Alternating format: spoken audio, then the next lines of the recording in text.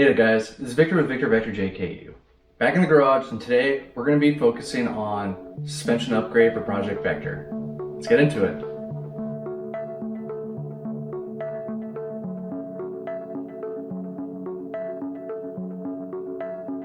Alright guys, so before I get into what I have laid out on the table in front of me, let's go ahead and talk about the current suspension system I have on Project Vector. So for the last about 3 years, 30,000 miles, I've been running the JKS J-Connect suspension system. But there have been a few things that I've noticed with it that are starting to limit my off-road performance that I want to improve, as well as some things that could use some maintenance. So let's go ahead and talk about some of those things. So first off, I'm still running the factory style bushings. So basically what that means is when you're articulating, those bushings will impede the ability for your axle to fully articulate. And now my bushings on some of the control arms are actually starting to squeeze or push out to one side, which means that those bushings are starting to wear out and they need to be replaced. I could go through, service all of them, put in new bushings, but basically where I'm at right now is I'm leaving for Moab, Utah next week, and I've already had an idea that I wanted to improve my off-road performance, improve the articulation, and really get full travel out of my suspension. So what that led me to was trying to figure out which direction do I want to go. Do I want to replace just the control arms, increase lift, go to a long arm setup? So there's a lot of things I was evaluating, trying to figure out exactly what I wanted to go with and what I wanted to do with my build for this next step. So I talked to a few friends, I did a little bit of research out there, and I was looking at prices about February of this year. Now, I ended up pulling the trigger on what you see in front of you, minus the lift springs, but it's just been a little bit of a hectic and busy spring, so I haven't been able to get around to installing it. But with Moab just around the corner, I really need to get this going, so here we are, and we're going to slam into it today.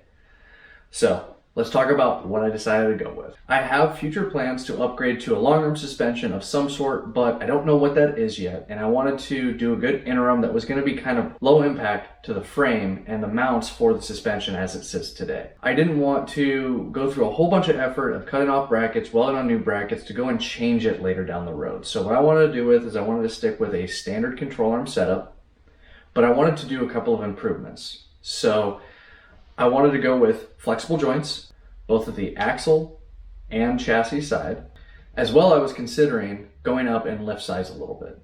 Now, I wasn't necessarily concerned with increasing the lift size initially, but recently, my buddy just upgraded to 42-inch tall tires. That's my buddy Jason K_JKU.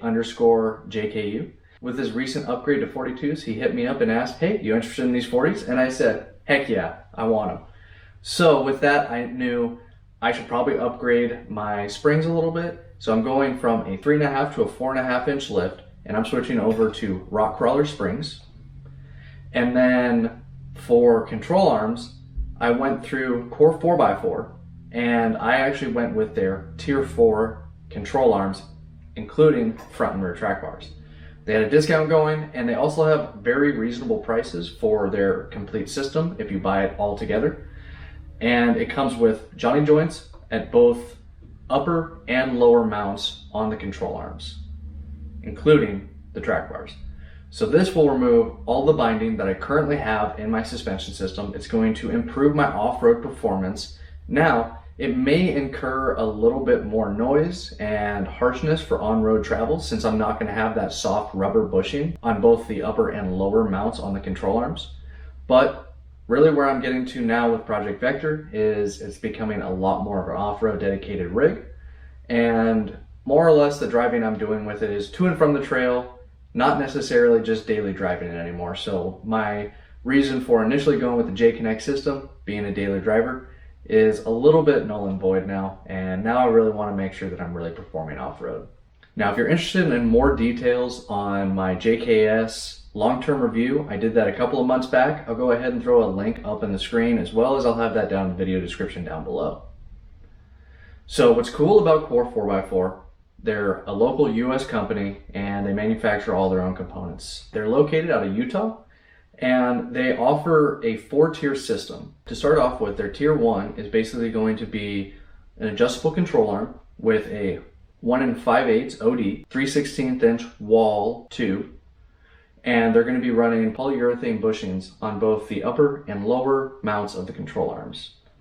When you move up to Tier 2, you're going to be looking at the same thing, except for one side is going to be a Johnny joint and the other side will be still your polyurethane joint, maintaining the same tube diameter and wall thickness.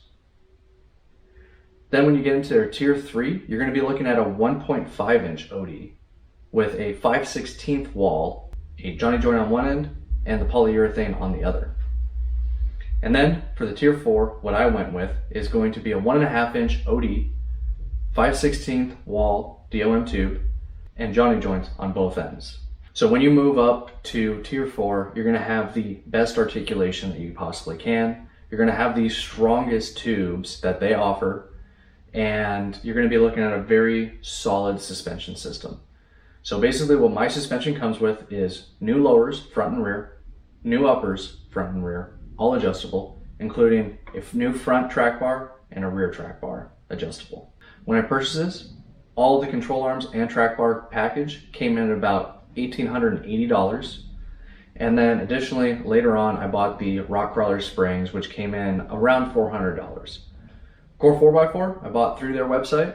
And then the Rock Krawler springs, I bought through Northridge 4x4's website.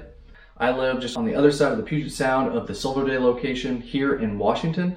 So their shipping is super fast. Typically, everything comes to me within 2 days as long as it's in stock. And also, if you purchase anything over $70 or a total order over $70, shipping is typically free.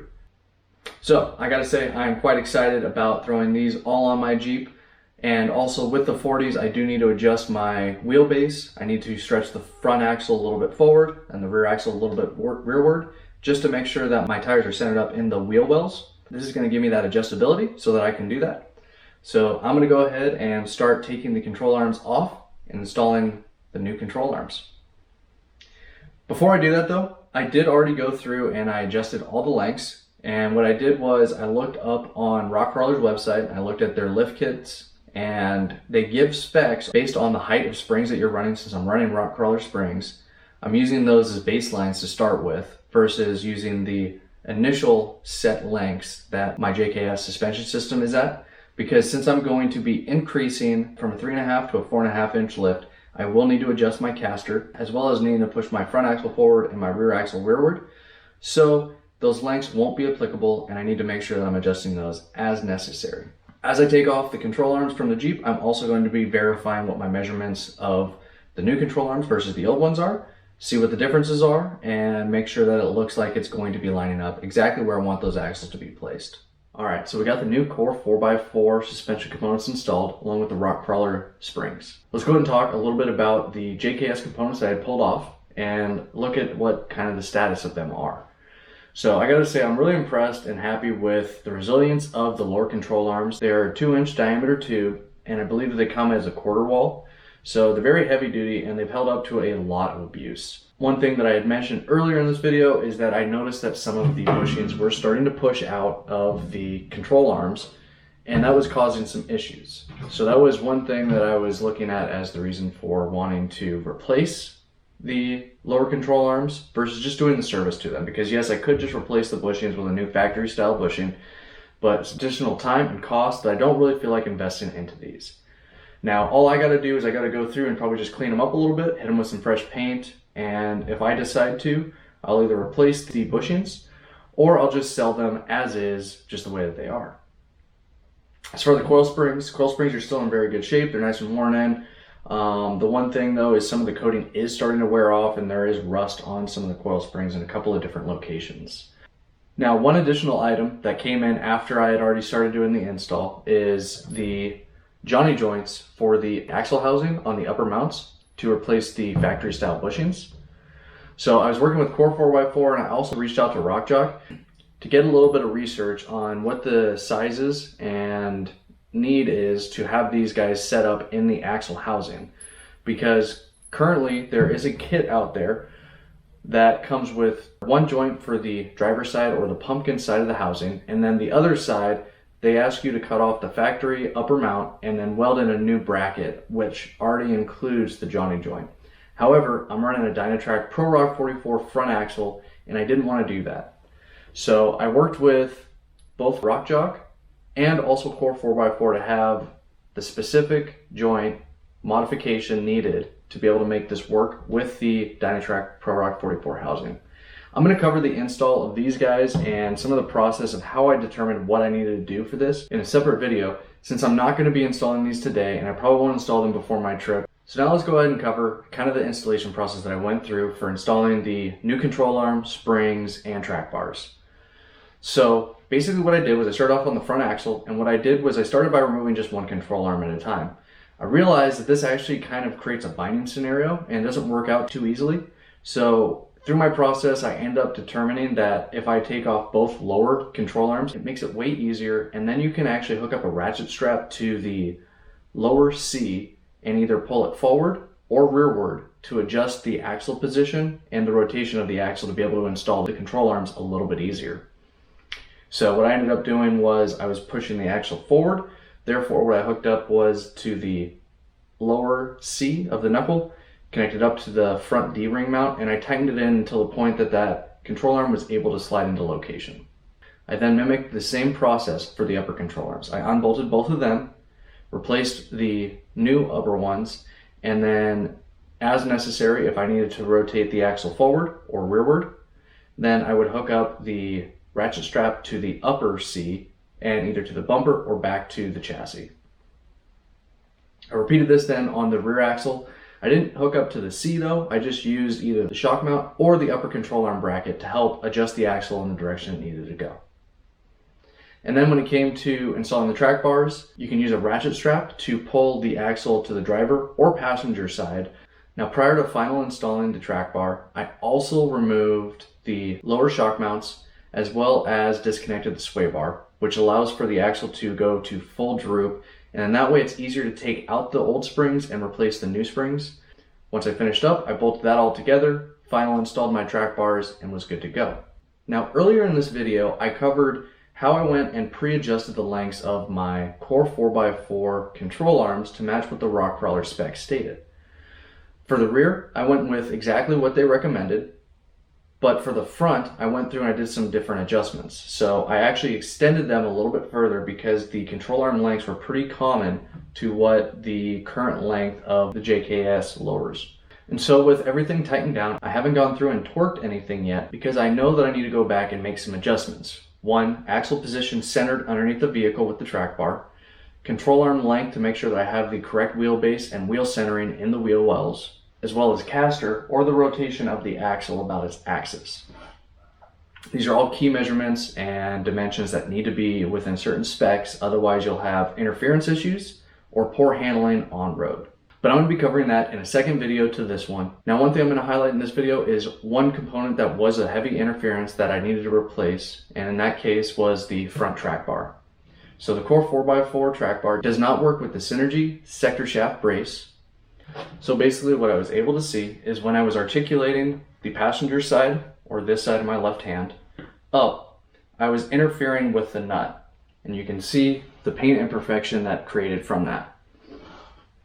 So basically that means that this track bar was not going to work for the setup that I have. So I had to go back and reinstall the JKS track bar. Granted, the JKS track bar is very heavy duty and I'm not concerned about its strength. The only unfortunate thing is I'm losing the Johnny joints on either end to go back to the factory style bushing. So this could potentially create some binding in the front end while my suspension is articulating. Hopefully not though, but I don't have enough time between now and when I leave for Moab to be able to get a replacement or find something else that's going to work for my build. So this is an important reason why you want to go through and do your clearance checks to make sure that you don't have any interferences with any frame, axle, steering, driveline, or tires to the body or chassis. But again, we'll be covering that in the second video to this one.